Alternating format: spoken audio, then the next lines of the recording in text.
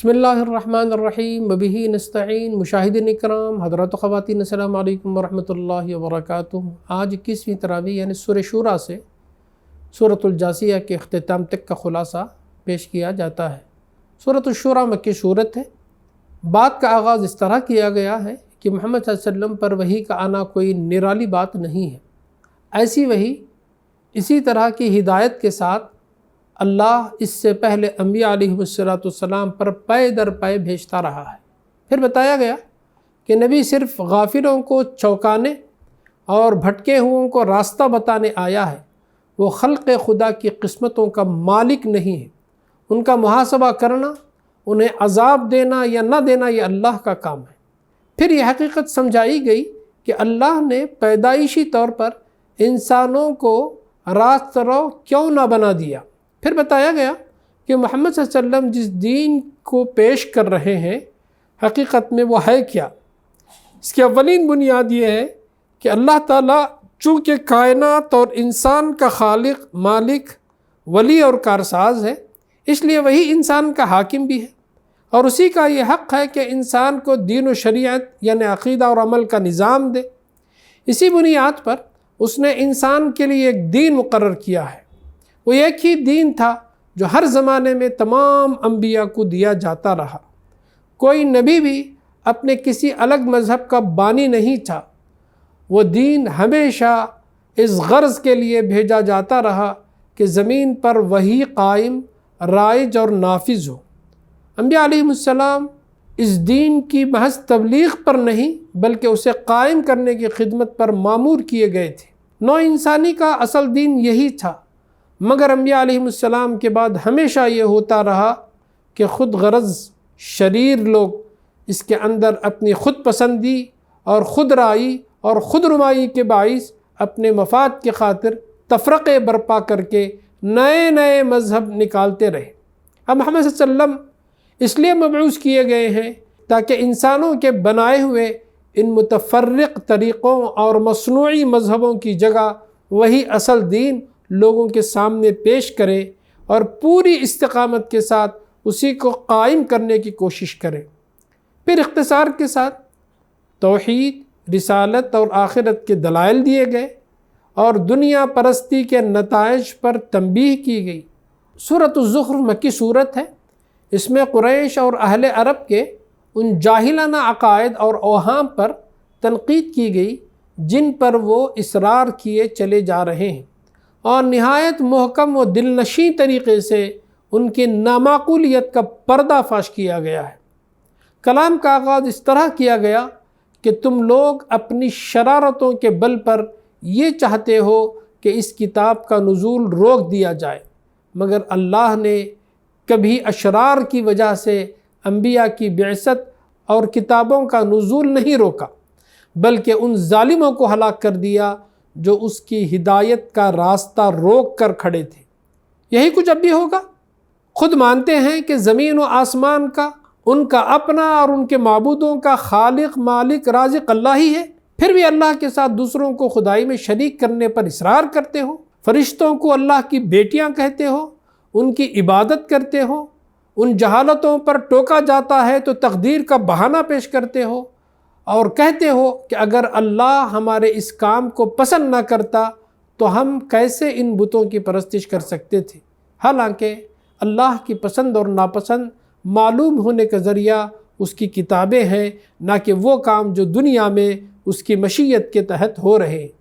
مشیت کے تحت اپنے شرک کی ایک دلیل یہ بھی دیتے تھے کہ باپ دادا سے یہ کام یوں ہی ہوتا چلا آ رہا ہے۔ اس پر ان سے کہا گیا کہ باپ دادا کی تقلید ہی کرنی تھی تو حضرت ابراہیم اور حضرت اسماعیل علیہ السلام کی تقلید کرتے، بجائے اس کے تم نے جاہل ترین اسلاف کا انتخاب کیا ہے۔ محمد صلی اللہ علیہ وسلم کی رسالت تسلیم کرنے میں انہیں تعمل ہے تو اس بنا پر کہ ان کے پاس مال و دولت اور ریاست اور وجاہت تو ہے ہی نہیں۔ کہتے ہیں کہ اگر خدا ہمارے ہاں کسی کو نبی بنانا چاہتا تو ہمارے دونوں شہروں مکہ اور طائف کے بڑے آدمیوں میں سے کسی کو بناتا۔ اسی بنا پر فرعون نے بھی حضرت موسیٰ کو حقیر جانا تھا اور کہا تھا کہ آسمان کا بادشاہ اگر مجھ زمین کے بادشاہ کے پاس کوئی ایلچی بھیجتا تو اسے سونے کے کنگن پہنا کر فرشتوں کی ایک فوج کے ساتھ بھیجتا۔ یہ فقیر کہاں سے آ کھڑا ہوا ہے؟ آخر میں صاف صاف کہا گیا کہ نہ خدا کی کوئی اولاد ہے، نہ آسمان و زمین کے خدا الگ الگ ہیں، نہ اللہ کے ہاں کوئی ایسا شفیع ہے جو جان بوجھ کر گمراہی اختیار کرنے والوں کو اس کی سزا سے بچا سکے۔ سورۃ الدخان مکی صورت ہے۔ یہ چند مباحث پر مشتمل ہے۔ نمبر 1 یہ کہ یہ کتاب تو اپنی ذات میں خود اس امر کی واضح شہادت ہے کہ یہ کسی انسان کی نہیں بلکہ اللہ کی کتاب ہے۔ نمبر 2 تمہارے نزدیک ایک بلا ہے جو تم پر نازل ہو گئی ہے، حالانکہ وہ گھڑی انتہائی مبارک گھڑی تھی جب اللہ نے سراسر اپنے رحمت کی بنا پر تمہارے ہاں اپنا رسول بھیجنے اور کتاب نازل کرنے کا فیصلہ فرمایا۔ نمبر 3 اس رسول کی بعثت اور کتاب کا نزول اس خاص ساعت میں ہوئی ہے جس میں اللہ قسمتوں کے فیصلے فرمایا کرتے ہیں، اور اللہ کے فیصلے بودے نہیں ہوتے کہ جس کا جی چاہے انہیں بدل ڈالے، نہ وہ کسی کی جہالت و نادانی پر مبنی ہوتے ہیں کہ ان میں غلطی اور خامی کا کوئی احتمال ہو۔ وہ فرما روائے کائنات کے پختہ اور اٹل فیصلے ہوتے ہیں جو سمیع و علیم اور حکیم ہے۔ نمبر 4 تم اللہ کو خود بھی کائنات کی ہر چیز کا مالک اور پروردگار مانتے ہیں تو پھر بھی باپ دادا کی اندھی تقلید میں شرک پر اصرار کرتے ہو۔ نمبر 5 اللہ کی ربوبیت اور رحمت کا تقاضا صرف یہی نہیں ہے کہ وہ تمہارا پیٹ پالے، بلکہ یہ بھی ہے کہ تمہاری رہنمائی کا انتظام کرے۔ رسول کو بھیجنا اور کتاب کو اتارنا اسی رہنمائی کا حصہ ہے۔ اس کے بعد مکے کے قحط کا ذکر کر کے بتایا گیا کہ اس قحط کی تنبیہ بھی ان دشمنان حق کی غفلت دور نہ کر سکے گی۔ اسی سلسلے میں آگے چل کر فرعون اور اس کی قوم کا حوالہ دیا گیا۔ اس کے بعد آخرت کی 2 دلیلیں مختصر طور پر دی گئی۔ نمبر 1 یہ کہ اس عقیدے کا انکار ہمیشہ اخلاق کے لیے تباہ کن ثابت ہوتا رہا ہے۔ نمبر 2 کائنات کسی کھلنڈرے کا کھلونا نہیں ہے بلکہ ایک حکیمانہ نظام ہے۔ اختتام پر کہا گیا کہ یہ قرآن صاف سیدھی زبان میں تمہاری اپنی زبان میں نازل کر دیا گیا ہے۔ اب اگر تم سمجھانے سے نہیں سمجھتے تو انتظار کرو، ہمارا نبی بھی منتظر ہے، جو کچھ ہونا ہے وہ اپنے وقت پر سامنے آ جائے گا۔ سورۃ الجاثیہ مکی صورت ہے۔ توحید و آخرت کے متعلق کفار کے شبہات کا جواب اس کا موضوع ہے۔ کلام کا آغاز توحید کے دلائل سے ہوتا ہے۔ اس سلسلے میں انسان کے اپنے وجود سے لے کر زمین و آسمان تک ہر طرف پھیلی ہوئی بے شمار نشانیوں کی طرف اشارہ کیا گیا اور بتایا گیا کہ تم جدھر بھی نگاہ اٹھا کر دیکھو ہر چیز اسی توحید کی شہادت دے رہی ہے جسے ماننے سے تم انکار کر رہے ہو۔ پھر فرمایا گیا کہ انسان اس دنیا میں جتنی چیزوں اور قوتوں سے کام لے رہا ہے وہ سب کے سب خدائے واحد ہی کی بخشی اور مسخر کی ہوئی ہے۔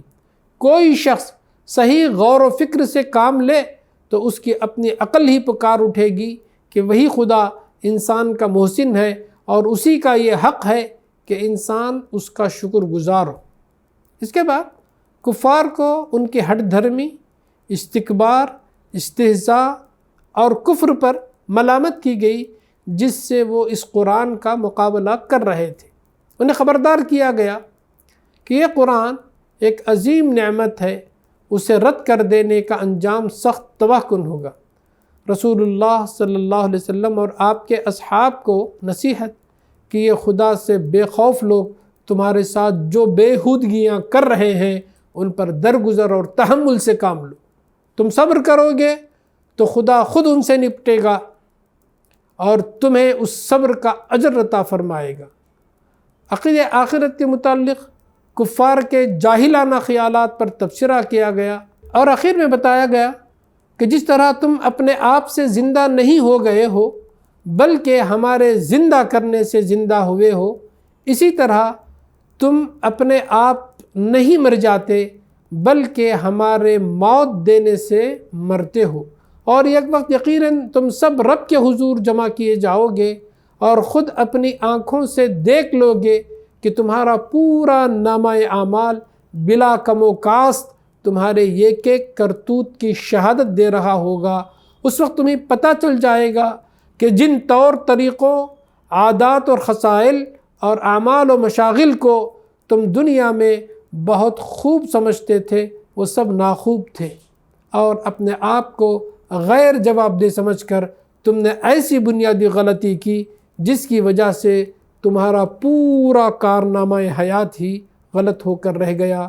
بارک اللہ لنا ولکم فی القرآن العظیم ونفعنا وإیاکم بالآیات والذکر الحکیم، آخر دعوانا ان الحمد للہ رب العالمین، والسلام علیکم ورحمۃ اللہ وبرکاتہ۔